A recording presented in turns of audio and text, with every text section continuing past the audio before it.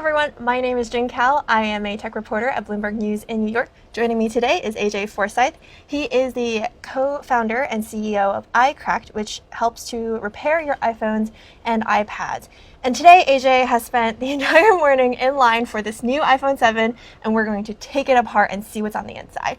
Do you want to talk really quickly about what you do? Yeah, absolutely. Thank you for having me. Thanks for joining us. So I'm with a company called iCracked. We have 5,000 mobile technicians around the U.S. and in a couple other countries, where anywhere in the U.S., whenever you break your phone or it can either be Android or your iPhone, you press a button and we'll send someone to your home or your office to repair it for you. And it's really cool because we're about 5 years old, and I never thought it would get to have thousands of technicians helping customers, but it seems to be a pretty fun time to be in the industry. Yeah, indeed. I mean, right now we have the iPhone 7, which you couldn't get the Plus, right? Tell us about that. What happened? Oh, absolutely. So we actually had a team of people in line for 7 days at the Fifth Avenue Apple Store, and we met them very early this morning. And we bought a bunch of iPhone 7s, and we wanted to get the 7 Plus, but the Apple Store told us late last night that they didn't have any in stock at their flagship Apple Store, which was crazy. Right. I think Apple had some issues with getting the supply components for the dual camera or something like that. Oh, really? So they limited the number of iPhone 7 Pluses that were sold, and then late they were limiting the supplies in the stores, and pre-orders were completely sold out. So, I mean, shall we take a look? That's crazy. Yeah, absolutely. So we're going to do an unboxing, and then I'm going to see if I still have the skills needed to take this apart. And right. And then I'll talk about like the differences between this and the last generation. Excellent. Yeah, let's unbox this. So we will. So 7 days. Were you the first in line? We were actually 7th, 8th, and 9th in line. There was someone who had been there since August 26th who was the first in line. Wow, you're kidding. So before Apple even announced the phone, he was camping out. How did I didn't see you there a couple of months ago. You know, I'm going to wait it out. I'm not the kind of person who likes to get there first in line, but I'll see. I want to see what's on the inside before I make a decision. Absolutely. So this, what's cool is this is one of the first iPhone 7s in New York City. So we're going to take it apart here, and I'll show you some of the differences. This is the matte color? Yeah, so this is the matte black. And one of the most notable differences is there's no headphone jack anymore. Right, and that's been a big controversy, right? Absolutely. So what does it come with if you can't use your headphone jacks? Yeah, absolutely. So this is, these are the ear pods, and what's unique about this is it comes with an adapter. So you can still use headphones wired, but it's going through your Lightning port instead of the 3.5 millimeter jack, and then. But that's adapter is for a 3.5 millimeter jack, correct? Yes. So if you have your old, it's still I don't. If you have the adapter, it shouldn't change much. And then what's most notable is the Lightning port is on the headphones now. So you're going off the Lightning port instead of the audio jack. Okay. But so I'm going to put this aside, and we will turn this on. In the meantime, one last comment about the AirPods. So you can also buy the wireless the AirPods, right? And I think I would just lose mine in less than a day. I would lose it in a heartbeat. So one of the other unique things about this is the first time you use it, the home button doesn't actually press in. So you're used to like pressing a physical home button. Right. This one, they have what's called taptic feedback, where you touch it and it vibrates the phone, but you're not actually like pushing a button. Mm-hmm. If you try it for the first time, and it's like it's kind of a really weird I don't feel feeling. I feel a click, but it feels like it's not the same kind of click. You're not clicking downward. Does this mean that the home button is less likely to break? Because in the older generations, a lot of times your home button would break after a bunch of uses. So that's a great question, actually. So we do tens of thousands of repairs a month, and we do quite a few home button repairs. So hopefully it's not going to break, because it's the less moving parts, the better. Okay.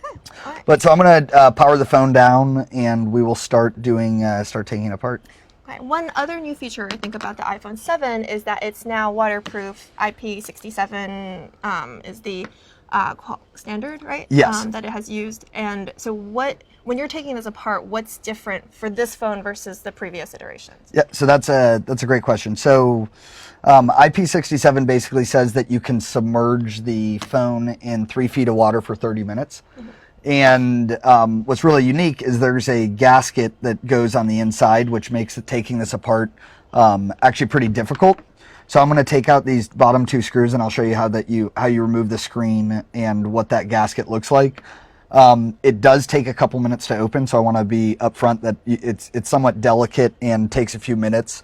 But I'm going to start by, now that we've removed the proprietary 2 pentalobe screws, I'm going to start by trying to wedge up the screen. It opens as if it's a book. So it opens from left to right like that, and we should. So this kind of waterproof standard is a feature that Samsung phones have had for a while now. Is the process of waterproofing that Apple used here similar to that process that Samsung used? Yes. So Samsung. So we repair quite a few Samsung as well. They use gaskets as well as a hydrophobic coating, which basically hydrophobic coatings are nano coatings that prevent water from actually touching the electronics. Imagine it like a layer of paint almost, but that it prevents water from touching it. So Apple employed this gasket, which we're trying to get under, which you can somewhat kind of hear the gasket separating. Oh, I can kind of see there's a little bit of a gap. Layer, so I'm gonna, I guess, that you're going. So I'm gonna try to wedge this in there, and we'll see if that. So you basically kind of have to pop it. Yes, and we actually should be able to hear it. If I don't, sometimes you can accidentally break the screen doing this. So we may have one of the first broken phones in New York as well. But so you can. Can you repair that immediately on site right here? Yes. It helps that we are a repair company. So I'm going around the edge, and this is a tool that we helped design to open it, but you should be able to hear the gasket separating. Mm-hmm. So in the meantime, I have one more question about the headphone jack. Yes. Why did Apple remove it? So I think if you remember the age of like having a CD drive in your laptop, floppy disk, I think it's floppy disks for our younger viewers were amazing. And so first of all, it was a 3.5 millimeter deep hole in the phone. So it let in water and dust, and then just with Bluetooth 4.0, it's somewhat redundant having a audio jack. I think it's going to bother a lot of people. However, that's why you have your adapter. But I think in the future we're going to look back and realize it wasn't that big of a deal. Well, how many people right now even own Bluetooth headphones? I mean, for instance, I personally don't own one. I tried using one once before and did not have a great experience with it. So I think just pairing or what? The quality of the headphones, the sound quality, I just didn't think it was as good as the traditional 3.5 millimeter headphone jack. I know this technology is decades old, but if it works. If it's not broken, don't fix it. Exactly. As a repair company, I agree with that. So I think listen. I think in a couple of years we're going to look back and it's going to look as if what CDs look to us now. So I don't know. I trust the engineers at Apple to have made it a great experience. So we're about to separate the screen, and I will show you guys the inside of this. So we're not going to crack the screen today. We may. All right. So without the headphone jack, what does that leave room for Apple to do? I'll actually show you that. Okay. That's a great question. So we went over how the home button actually doesn't physically click anymore. Right. And I'm going to go over the engine internally that helps power that. So you can see this is starting to separate. So we can start seeing the back of the LCD, and then we're going to actually see the gasket that's internal that keeps the dust and water out. Okay. But once you break this open, what happens to this gasket? And if you put it back together, what do you have to do? So we're actually working on we're patenting a jig system that allows you to put the water proof seal back on. We haven't released it yet, but we ideally want to get your phone back in the shape that it was when you first got it. So I at this point though, I don't think anyone can recertify IP67 after a repair. Okay. Even with the Samsung phones as well? Even with Samsung phones, because you're still like a tiny bit of debris in the gasket, if it's not done in a clean room, could let in water and mess up your phone. But so we're gonna start prying it out, and then I will open it like this. So you pull down. Sort of a sticky material that you're pulling apart. So it is adhesive, and check this out.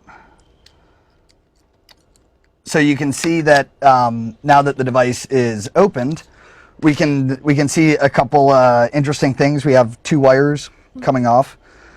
That's this what you're talking about. Right? Yeah. So this is the wire for the front-facing camera, proximity sensor, and ear speaker. Okay. So that, just to give everyone reference, that is right here. Remind us how good this camera is compared to previous iterations. So I believe it's a 8 megapixel iSight front camera, and then the rear camera is 12 megapixels, and you can see that it is a lot larger than the previous generation, and then you have your 4 LED True Tone flash. But because this is not the Plus, we don't have that cool dual camera that's supposed to be not quite a DSLR, but it looks amazing. Like I'm certainly gonna probably enjoy taking photographs with it. But this is just a single camera. It's supposed to be much faster, and I mean, Apple's amazing at their hardware. So we're gonna keep looking in here. So right here you have another wire that is for the LCD and touch digitizer as well as home button. And so we see the. What is a touch digitizer for? Oh, so touch. It basically. If you imagine an invisible grid on the screen, it knows when and how hard you're pressing. This is what allows the sort of the new touch function to work? Yes. So that helps that is the touch function. It's on what's called a digitizer.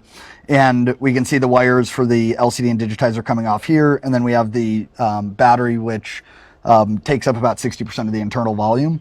So right here is where you're used to the existing or the pre-existing headphone jack that's no longer here, and we can see that Apple has fit in what's called a taptic engine. Mm-hmm.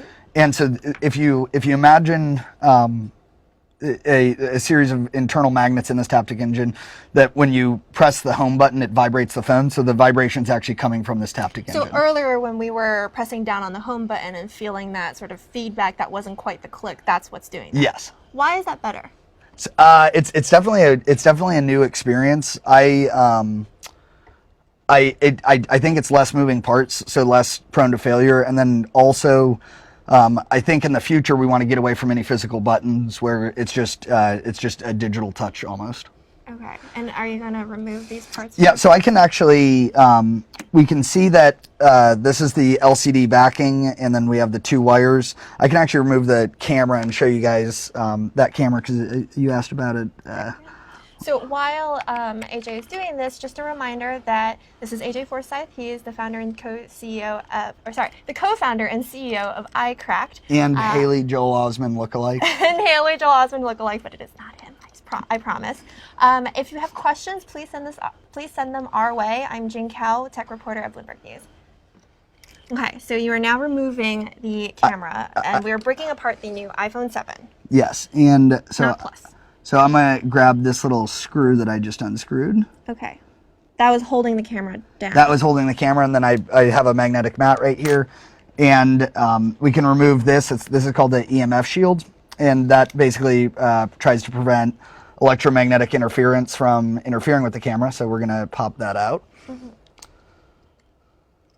So while you're doing that, the new battery that the iPhone 7 uses, it is a lower powered battery than the one that the new Samsung Note 7 uses, right? So the Samsung Note 7 is like a 3,500 milliamps per hour. This is a 2,900 milliamps per hour.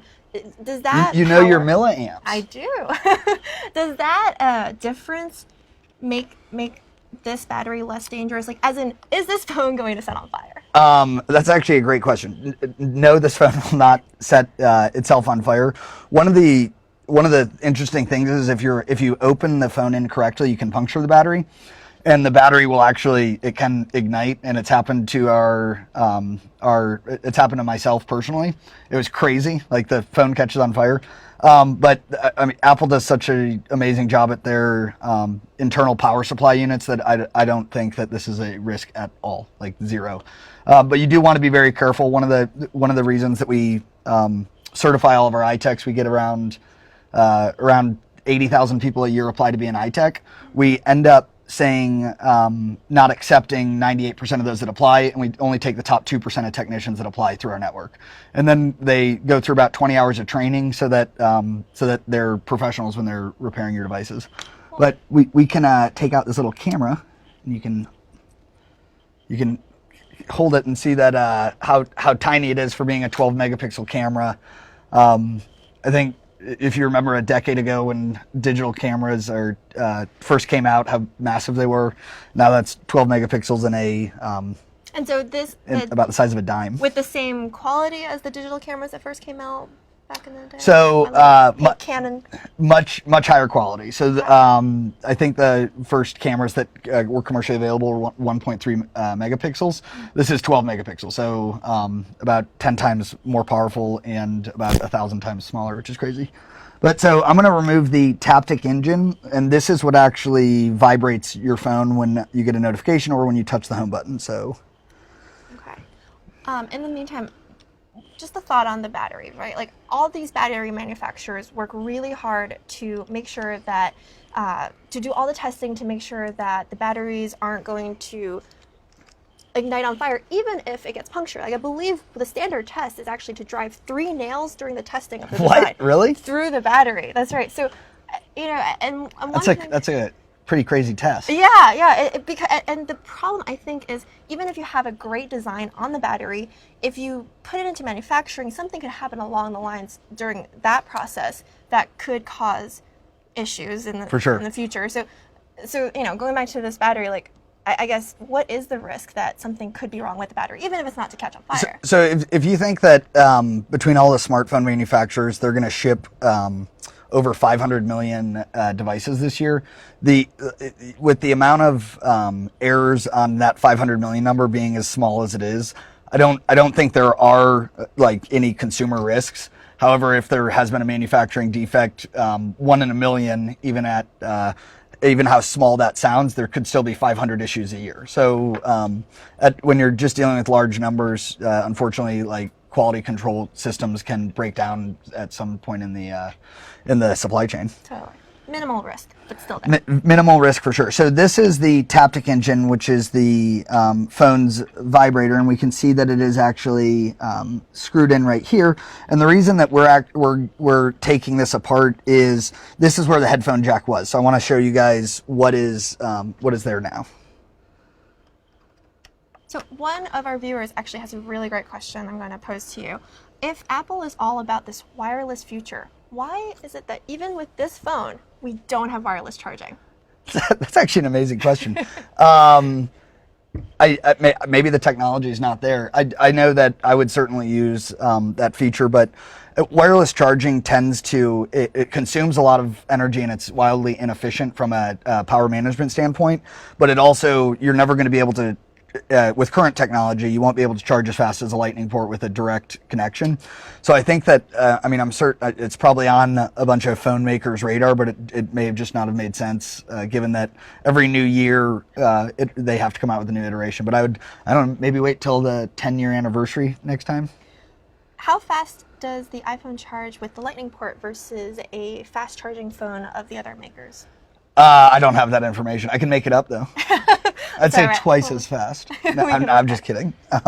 I'm not sure. But so this is, we can see that this is the Taptic engine, and this is how it's held to the logic board. And I'm going to pull it out for you. And what is the logic port? Oh, logic board. So if you think of the logic board as the brains of your phone, so the battery's right here, your SIM card's right here, and then the new Intel chip is under this shielding.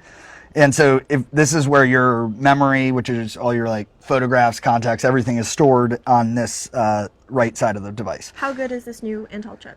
Oh, it's amazing. So it's actually one of Intel's first forays on a chip designed for LTE on the iPhone, and Intel's just an amazing company. So I would expect that you're going to have no issues whatsoever. It's interesting though, because Intel previously hasn't really dominated the smartphone industry. I would a lot of people. There's a lot of speculation that they may have missed the smartphone boat. Yeah. Now that it looks like they're on the boat now. But so if you hold this and you can feel how heavy it is, that actually makes up a significant weight of the phone itself, and that's what replaced the headphone jack internally. So this is the when you touch the home button, there's no click; it vibrates. This is what causes that vibration. And they couldn't have fit this in anywhere else. It's incredibly well designed. Internally, then you have your lightning port right here, and then here's the speaker, which you can see how big the speaker is. It's about the size of a quarter, and all of our iTechs around the U.S. can replace just about any component internally. And the speaker also, there's a new component to it too. Remind us what that new speaker is. Is there a double speaker? So on the 7 Plus, there's actually another speaker on the top of the phone right here as well for like stereo sound. I see. On the iPhone 7, there actually is just the single speaker down here, but then you have another microphone up here. I see. But we're going to start probably reassembling this phone, and I can probably do that fairly quick. Are there any other questions? Yeah. How much does the 7 cost, and how much does the 7 Plus cost? I believe it's $649 and $749, but don't quote me on that. Okay. And is the speaker? How is the speaker quality for this phone? Oh, it's amazing. So it's supposed to be twice as loud for a speakerphone than the 6S. Than the 6S. So I haven't had a chance to use it, but I am excited to do a lot of conference calls with Bloomberg with it on speakerphone. Great. And if you are just joining us, I am again Jing Kao from Bloomberg. I cover technology, and this is AJ Forsyth of iCracked. And we are breaking apart, or we have broken apart, this iPhone 7. So please send us any questions that you might have. Are there any other viewer questions? I actually wanted to ask about the screen. Yes. I know that Corning has been talking about their new Gorilla 5 glass. It's a lot more durable. Does the iPhone use that durable glass? We're an iPhone repair company. What does that mean? Well, they're going to put you out of business, I guess. But seriously though, what is this new glass? Is it any new? How many layers? There's never been an official announcement that this is Gorilla Glass 5. Mm-hmm. It just means that a more durable screen is on the device. However, it's important to keep in mind that 1 in 4 devices are going to break regardless. So if you look at the technology curve over time, things may get stronger and more durable, but things are getting thinner and larger. So with a larger surface area, you're going to have more torsion, and phones are still going to break for the next couple of years as far as we can see. And the durability of the glass actually wasn't something that the keynote had covered. Is that right? Yeah, so they actually didn't cover it at all, which our whole company, which is about 100 people, when we were watching it, we were kind of cheering that we have another year of fixing phones. Gotcha. Okay. Is that a surprise? Do they talk about that in previous? In previous keynotes, they have. We had kind of known all the specs beforehand, mm-hmm. and so we weren't that shocked. But it was okay. So we're not going to dunk this phone in the water because we don't know we are not going to dunk this phone in the water. But if you do dunk it in water, how long can you keep it in for? What are the exact specifications? So you literally should be able to go in the shower with this and have your phone be fine. Okay. And the test that we've already done this morning, we put it in a pitcher of water for 45 minutes, and it came out and worked perfectly fine. Okay. The screen was actually on the entire time, which was interesting. But you can't go past a certain depth with it still, right? Yeah, I don't think you're supposed to. I don't think you should go scuba diving with it. Right. Yeah. And maybe not even swimming, really. That would be a kind of a cool feature, though. I bet there's going to be quite a few underwater selfies in the next couple of weeks. Well, you should take one. Just go in the pool. Well, I do not have an iPhone 7, so I think mine is not quite waterproof. Okay, so the microphone you had mentioned is a new microphone, right?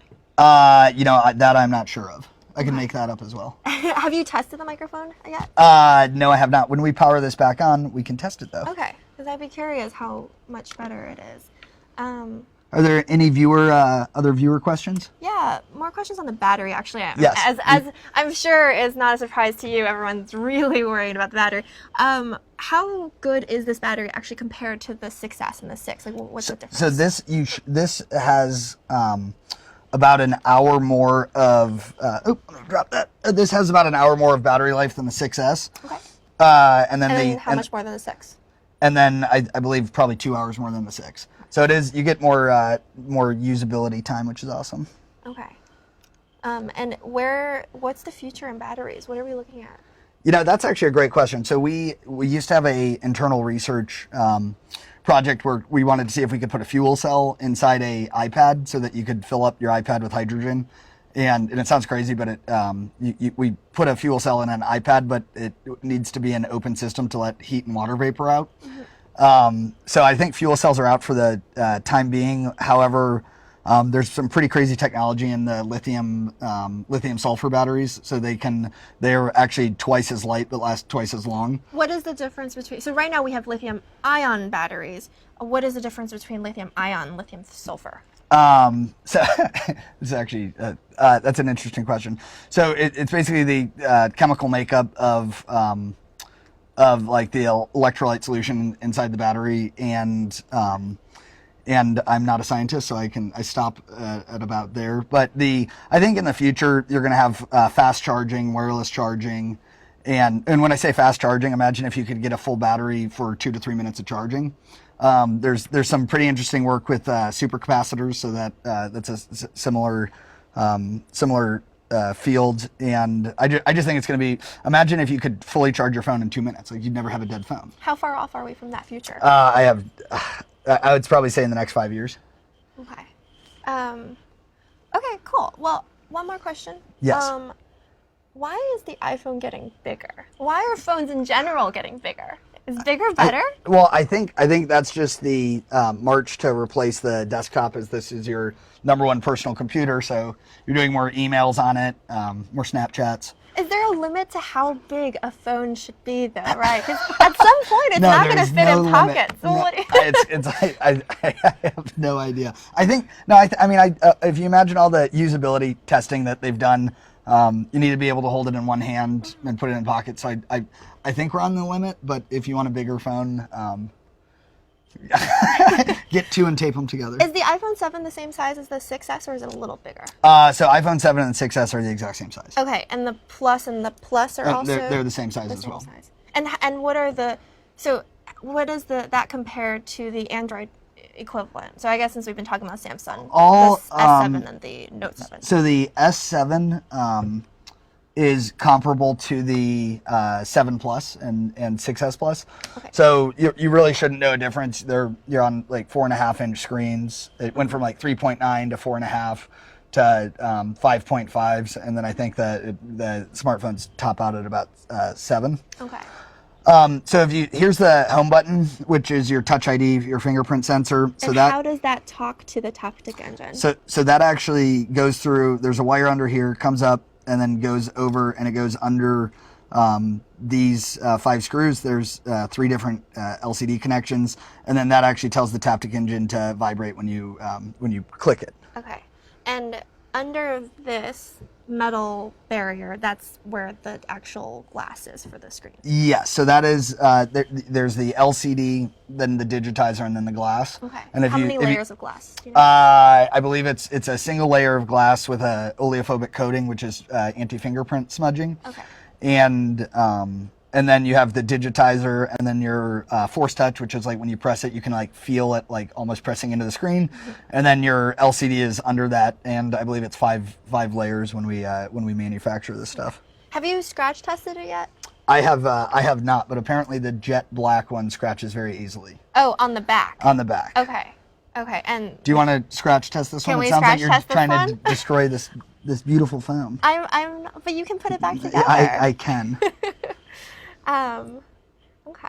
So When you do scratch tests, do you just scratch the backs and the fronts also, So, or what's how do so you do that? at our so we run our own supply chain. So there's actually a scratch test where you put the screen in an abrasive what's called a tumbler, and then you tumble it, and imagine like a bunch of like coins, keys, and then it tumbles on the screens, and we try to make sure it doesn't scratch.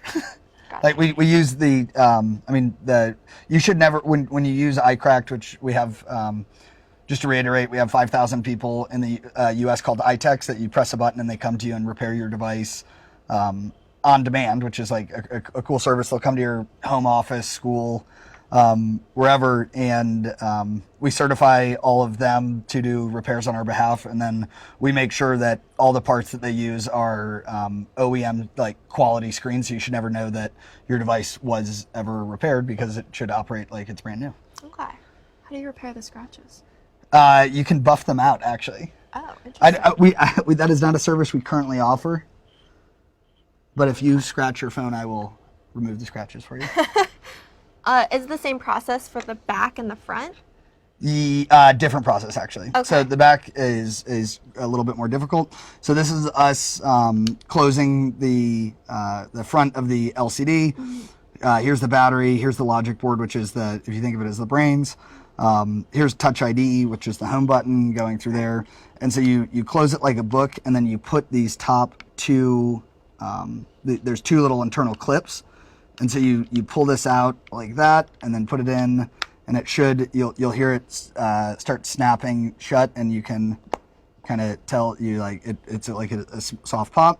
Okay. We'll see if I Well, still have it. It's turning on, but it's no longer waterproof So this or water resistant. I haven't put it in a bucket of water, but I would doubt that it is still waterproof. Okay. We should maybe not test that. But so this is turning on, and that was your iPhone 7, I guess, internal review. Most people have never seen the inside of their phones. It's a remarkably complex machine. It took us 5 years to end up training our iTechs on how to do the repairs, but we're one of the largest companies in the world that does that right now. Yeah, no, that's fascinating. What is the back is this? What is the material here? Is this aluminum? So that is anodized what's called Series 7000 aluminum, which is aircraft grade strength. Mm-hmm. And the anodization process. So it starts out silver, if you think of like a Coke can, and then you dip it in a bath. It's actually Apple at their keynote had a pretty interesting video on this. You dip it in a bath to anodize it, and it basically builds a layer of coating on that aluminum, which is why you can do the different colors, rose gold, white, or in this case, matte black. Matte black. So we know that the iPhone Pluses have sold out, and they're scant quality. Apple has warned about that. They said that they expected all those 7 and 7 Pluses phones to sell out this weekend. Did they? That's awesome. Yeah, but it's a good thing we were in line this morning. You know what they didn't do though is they're not telling us what the initial weekend I thought sales that was numbers interesting. were. I think I mean if their stock price as of late is any reflection of their sales, I think they're doing just fine. They should sell over. Though. They should sell over 200 million phones this year, which is staggering when you think about those numbers. How much of that you think is going to be the 7?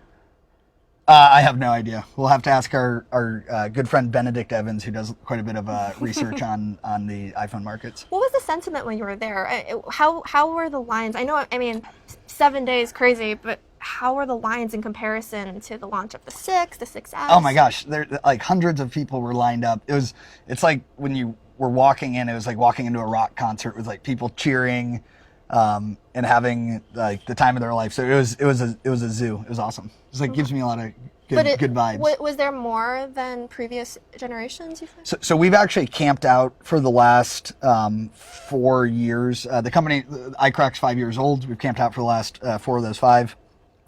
And the place was packed. I don't know how it compares. Okay, so maybe it does bode good things for the 7. I hope so. The more iPhones and Samsung, we do quite a bit of Android repair as well. The more out there, we see about 1 in 4 break, And so that's why we built a company where you can press a button and an iCrack technician will show up and repair your device on site. It's like, it is the coolest service, in my opinion. Our iTechs are amazing. Cool. Well, anyway, thank you so much for joining us. Thank you very much. Yeah. This is great. Thank you, all viewers. I hope you enjoy this. If you like this video, please like our Facebook page and hope to see you soon.